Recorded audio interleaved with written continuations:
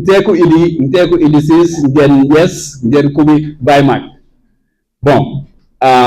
ini am so hobo ndi woti woni ka manam chosanding safi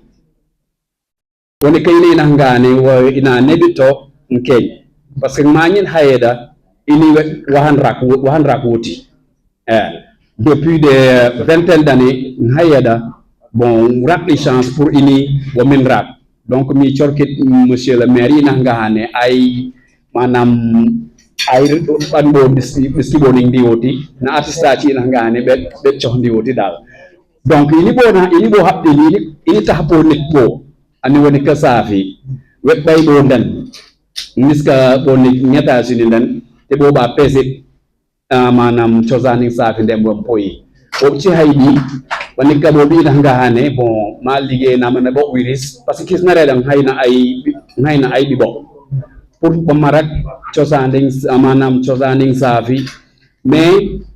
wiris wo spécial quoi parce que yo maspira ko donc obi chorkiddu e obi kim ko aussi kisna rebo hayda wo upnga manam wo upnga ratso Babacar Faye obi chorkidda vraiment bo contani bi kumba jen vraiment ndaf ka dal ndaf ko boy ko banga da way ba ko ko nga ba culture na langue safi jadi sokbam bo kurdi bo tufukam safi rafi sanding adina ni te di kotam na jas nak cade ini na wese locomotive ndang kursa silu jas do hoti ini koftum infrastructure ci hay talaru iskabo nit ñong adina da ay ñaati ca est ce bi jas ba war tum an ba marke bo cem hay ba naf jas ngaba way ni ke ñu doon wa xel nangu di wa tax ngam selu tam itam bo rax même problème du rak infrastructure jamna du jang bilik nga ba wakka han selu tam bo wilu nga selu tam an ko safi ci ba ministre ndax ba trak selu tam wala de wa su ko defé bo joxa ngam mois de juillet bo créer sa ini na wese communauté safi de Sébikotane CSS communauté ni safi nem cadre ci ngam boyi ñam président yi ba bo bangi nak bang layo na layo popo maraka jafe ni safi bo tumba ini américain ci nawe SWOT woni ka afot wada ni ngam kur safi woti o ini yah bo wax habdak inan bo bi nga lay nak legi do na ci activité ci am waye bo wada ne bala bo ci mbang activité ci da bo rakay récépissé wa déposer ko bo sekam ne pour am wanga toujours ne bo réussir ini bo pangang dang Sébikotane e bo réussir dang jas bo réussir dang kiran bo réussir dang jobas wa manang hane wa zéro rek wa communauté safi wa war am ti doxut wada ne monsieur le maire kumba du dimbali do ko association pour pour safi ni wa min kirak link na association communauté safi de Sébikotane iska safi nit da bo yit inti man bandem bo bahando ini ina ne wada jafe ni safi ko safi wi hay soje ko ni sa po set bo wit safi distiali ñemte ko papios effectivement entrepreneur mais mbo wali culture nzawi bet bono we wuti o culture risi savi organisation tuwa imba woni savi daya ya do lek laha les mundini in termes d'organisation sociale pour une organisation sociale ndegi mais pour une organisation économique entrepreneur yi nak na wen côté nek woti bi yes ko zawi zone zawi bo zoxle organisation économique parce que organisation sociale won ndegi ko yuti lu marak fi ni ñu ci na ko fi ni ñu ci na ko yëpp ko Ousmane jërëjëf imam mu teewaay ci wuti ay yakat na ini na habluze afata ahaya c'est très important woti kilo ko woti ngende wonjibo mais est-ce que économie entrepreneur yi bo azen nzimanteur yi wonjibo entrepreneur ba liggéey nga rapport yi wonjibo parce que bo ila di tem sa bi ni ko sa bi ni niyo sa bi ni na bo mais in cham chahi hayndi taf charak ka bondi o in dicha o habi di transformation migré ni cham cek won bo cek lofti bondi bo nak organisation artistique ini no sembay joxoy njur patuwata in cham tu chambay na gitar makmak na cek cek cempu cempe nenak pelat inam nezadi ay nyay sa himahin adopsi kundi adopsi mak nandaman bilowoy hanman hulpa na buo kundi ngayam hanman buo na pati kundi yatim hanman pati katakiran pemanja kundi kedua o katang ciki wa ambang rabu kundi kumarwam incan sele masih bekas namak nandaman kibili manam lu toy bu mbah 90 net ya jang dang géographie ni wa wega incam bori dicha mettre en faveur wega incam bori se mettre en fait incam dicha lain mais ragrat ini tonton ini wo awone ini nik bayo ikanke ini wet bayo ikan kade parce que anik sabi ate bo ko ina ako tusan ka nawu san ko takade pulpul kon bo ko zat ini boni ko ndax ini ni ko mi bay in ko marka ini ani hayna ini ani marka ini hayna ini wade am yenginem wena nak raki ni ko ni Ibrahima Fay ya ñam ni sañ na durda way mesjid ngi wena ñam ni sañ na dur ndax mina Babacar yen barake ko ben million yuma jangi jas bona Babacar mi altoy sam gereza mo kat kala hayna presque 5 à 10 jours o dik ci muma ñam sañ ko kap donc ina ba culture safi ciom kat terki sat di ngeen def tay am solo. Moi je rêvais de ce genre de programme par rapport au terroir safi parce que c'est un défi majeur à l'état où nous sommes. Déjà, parler du patrimoine, c'est extraordinaire. Je pense qu'avec Khadijata, il nous faut aller vers le concret, vers les productions de contenu qui parlent de ces territoires, en termes de documentaires, de films, en termes d'audio, mais aussi de visuel. En termes aussi, parce que le patrimoine immatériel pourrait être représenté en cinéma, en documentaire, et ainsi de suite, pour qu'on puisse garder ce que nous avons de plus cher en termes de culture et de valeurs d'expression culturelle. La théorie du président Senghor, rendez-vous donner et de recevoir, est toujours actuelle. Et ça, il faut le savoir. Bon, moi, en tant qu'artiste et en tant que professeur, par rapport à mon parcours, je peux témoigner de cela. J'ai été plusieurs fois invité cette année et les années précédentes par l'ambassade du Japon, qui m'a invité plus de 7 fois dans l'année, mais à chaque fois c'était dans le cadre des échanges culturels et par rapport à ma casquette d'artiste. C'est pour vous dire l'importance en fait de cet aspect. En tant qu'artiste aussi, en dehors des thématiques que je traite liées à la spiritualité, à la société, je m'inspire beaucoup en fait du patrimoine sacré. Et bientôt en 2025, je dois travailler sur une série d'œuvres qui s'inspirent des objets que l'on ramassait en fait à travers les tombes. Vous savez, les Safis avaient une manière extraordinaire d'enterrer leurs morts, un peu comme à l'Égypte antique. Et nous, au village, en étant très petits, avec l'érosion, on voyait des os, on voyait des objets, on demandait de quoi il s'agissait, et nos parents nous expliquaient que c'était vos aïeux, vos grands-parents qui étaient enterrés. Et moi, j'aimerais en fait remettre en surface cette histoire et donner ça une autre valeur à travers une création contemporaine, à travers la sculpture, la peinture et autres. Et c'est des séries d'œuvres qui vont être exposées au Japon, Inch'Allah. Nan lañ mën a profité ci cinéma ak ci audiovisuel pour mën a valoriser suñu culture. Gis naa ne am nañ beaucoup de médias à Diass et tout ça. li ma gën même monsieur le maire gis naa ne moom am na maire ji et tout. li ma gënoon bëgg mooy au lieu de tout le temps ñuy ñëw lépp lu xew Diass ñu ñëw ñëpp nekk ji di ngaw ci di wax et tout ça sans même déjà dem carrément à la source et tout comme liñ fi wax nii rek li nga xam ne moo ñu manqué mooy valoriser suñu culture vestimentaire valoriser suñu gastronomie yooyu noonu ñun les médias yi fi nekk ñu gën ci appesantir tout à l'heure am na ku ñu cité ne mi ngi koy def mi tout ça peut-être xool au-delà de juste kiiwam bi au-delà juste sa taille et tout ça la mairie xool ni ñu ko exploiter c'est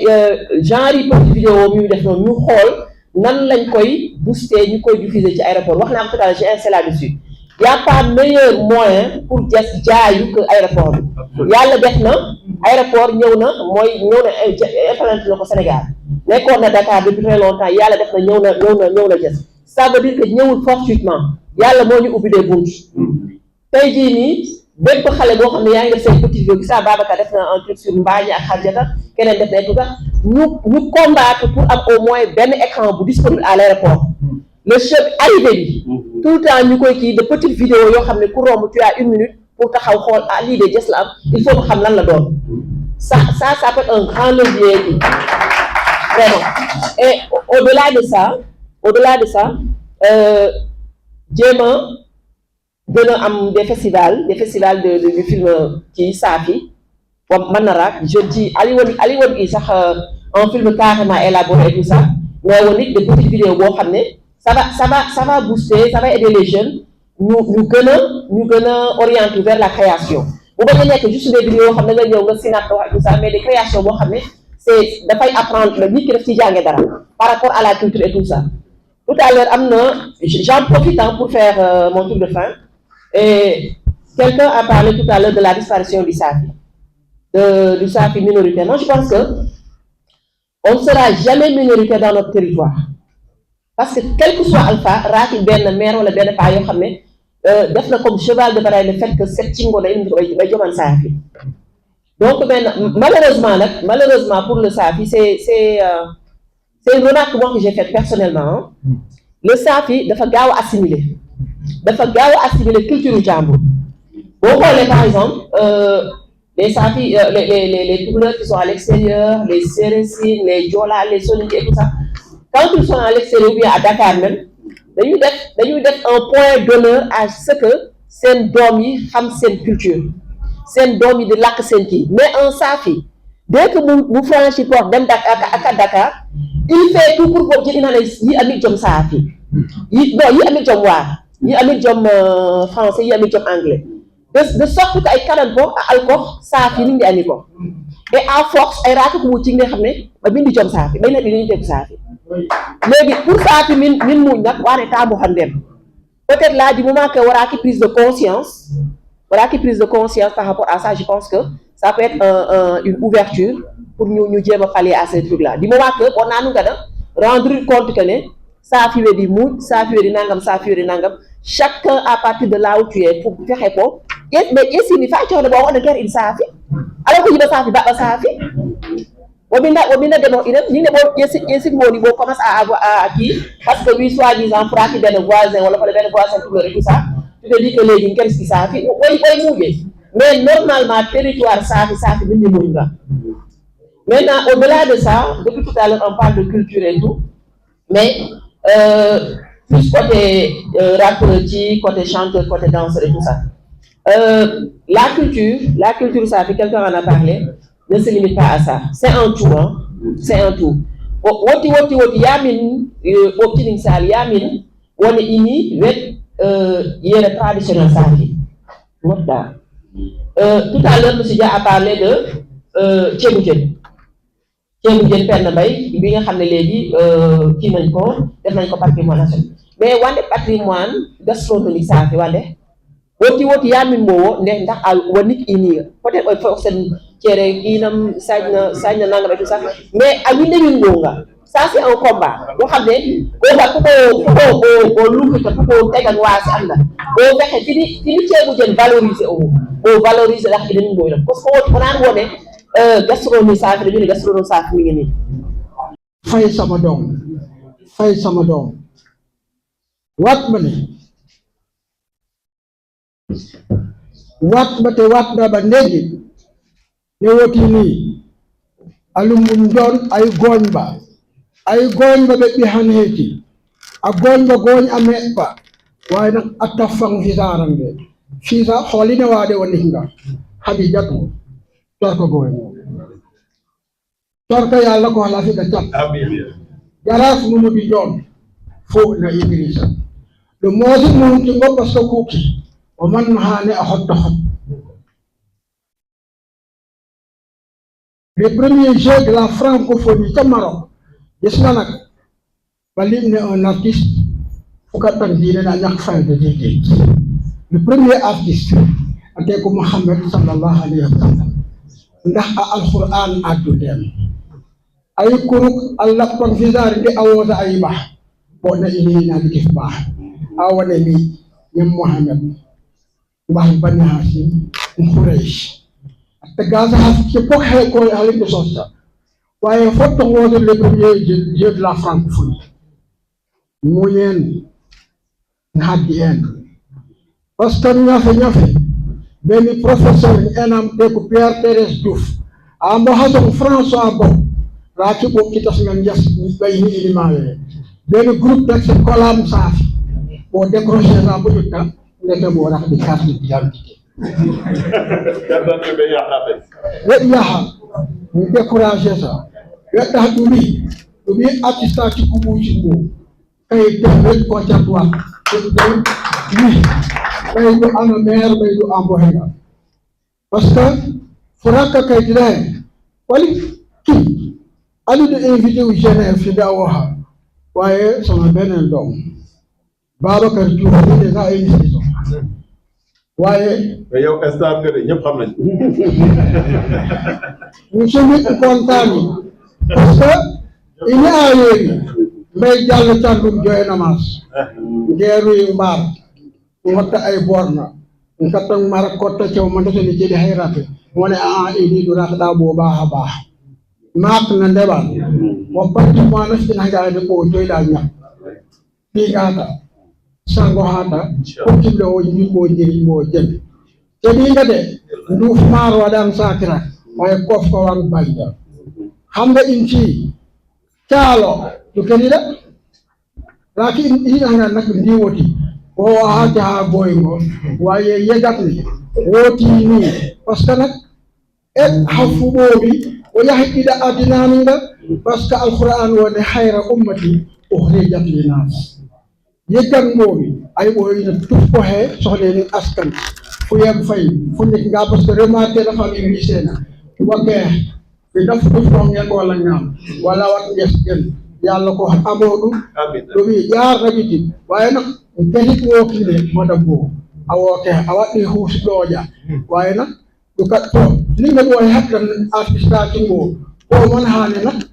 in ci ciosan tingo te ciosan ci dino ci demodi parce que as ngay ru xam Sénégal de ko dibli o mo baani ga idi jaba ngul de ngulu de ne wata gani bo dem ma apoy ga on a parlé de patrimoine. Le risque sur le patrimoine, c'est la déperdition. On a peur de perdre nos valeurs. Comment faire? Il faut conserver. Il faut conserver ce patrimoine à travers des écrits, certes, mais surtout à travers l'arme de l'audiovisuel. L'arme de l'audiovisuel, et sous ce rapport,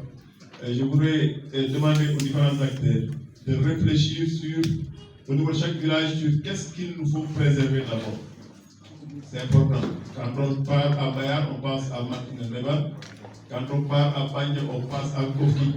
etc., etc., etc. Mais ce travail déjà, une fois qu'on l'aura identifié, on pourrait travailler avec qui pourrait nous faire un projet audiovisuel que la mairie pourrait, n'est-ce pas, supporter financièrement. N'est-ce pas? Parce que quand il s'agira de filmer des choses, on aura besoin certainement de drones pour fixer certains villages. Et de quelques témoignages clés, ça peut être un film qui n'est pas trop long, mais qui, en un laps de temps, nous permet de mettre le doigt sur les pans entiers, n'est-ce pas, de notre civilisation. Marc de Deval n'a jamais été filmé en drone. On verra si le film sera bon, parce que Marc de Deval, il faut avoir l'autorisation, n'est-ce pas, du petit-fils de Moyan que je suis, avant d'aller filmer. Donc, conserver à travers l'audiovisuel, n'est-ce pas, ne serait-ce que pour garder quelque chose qu'on pourrait maintenant utiliser n'est-ce pas, dans le cadre de la promotion, n'est-ce pas, de notre terroir. On a parlé de la langue. Il y a plusieurs façons de transmettre. Aujourd'hui, l'école est d'abord virtuelle. Les écoles sont d'abord virtuelles. Aujourd'hui, une chaîne YouTube exclusivement dédiée